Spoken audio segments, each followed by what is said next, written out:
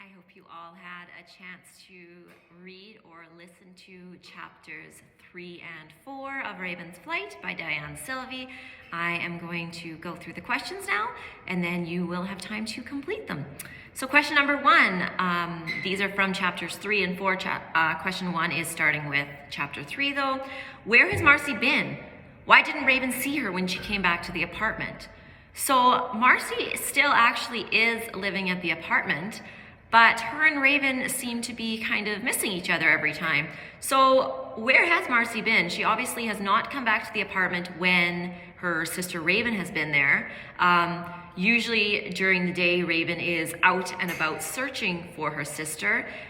So it just seems like the two of them are missing each other because they have different itineraries through the day. So where has Marcy been? Answer that. And then why do they keep missing each other? Why isn't Raven seeing her when she's been back at the apartment? Number 2, list 3 things that Raven saw or experienced so far in the story that has either surprised or shocked her.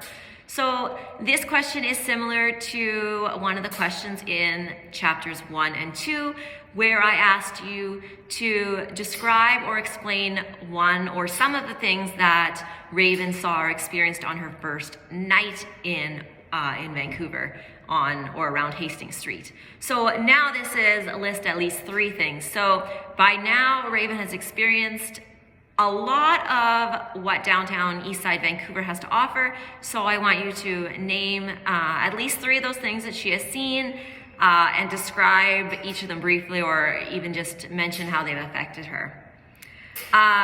Would you have felt the same way? This is the next part of this question.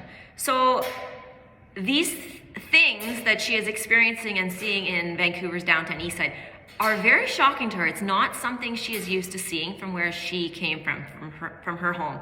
So are these things that shock you too, living in Regina, or maybe coming from another country? Or are these things that Raven has experienced things that you have also experienced? Number 3, what does Raven show people on the street? So Raven has something that she keeps very protective of. What is that item that she keeps showing everyone that she pulls out of her pocket? Number 4, this one's incorrectly marked. What does the term street smart mean? And then briefly explain. So if you do not know what that term means, you are more than welcome to Google it and try to learn a little bit more about what the idea of being street smart means. If I can just briefly explain, being street smart, if I can give you some hints without directly telling you the answer, is to know your surroundings, kind of know what's going on. A lot of us are very scholarly smart, very smart when it comes to education. But if we were just to be put in a very precarious situation that we're not used to, we might feel very uncomfortable and not know what to do. So being street smart is making sure we have awareness of our surroundings, being able to educate ourselves on things that maybe are not normal to us. They might be normal to other people, but just things that we're not used to. And how do we adapt to those situations or circumstances that arise? Next question, how did Raven show that she is not street smart? So if I'm to talk about myself, I know I am very naive sometimes. I do not have a lot of street smart, very book smart, I would say, but often do not know my surroundings. For example, I'm not very good when it comes to directions. I'm not very good when it comes to new situations that I'm not familiar with. So as far as having street smarts, that's something that I know I for sure need to work on, and I'm sure many of us do as well.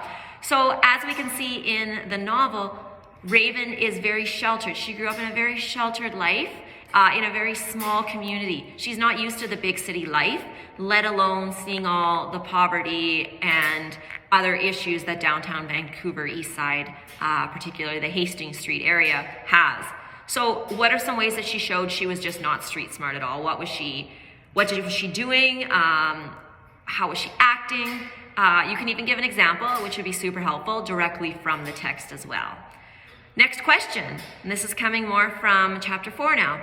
Who is Lonnie? What does he do? So by now you should have somewhat of an idea of who Lonnie is and what he does. We know that he's not a very good person and doesn't treat people very well. So comment on anything you think you know about Lonnie. You can even comment on his relationship to Marcy, anything you think is important. And the last question, stop and think. What do you think will happen next? So this is a personal question. I just want you to reflect on what you have read so far in chapters 1, 2, 3, and 4, and tell me what you think is going to happen next. So there is no real wrong or right answer. I just want you to tell me what events might happen as far as what's going to happen with Marcy, what's going to happen with Raven. Is Raven going to find her sister? You can even comment on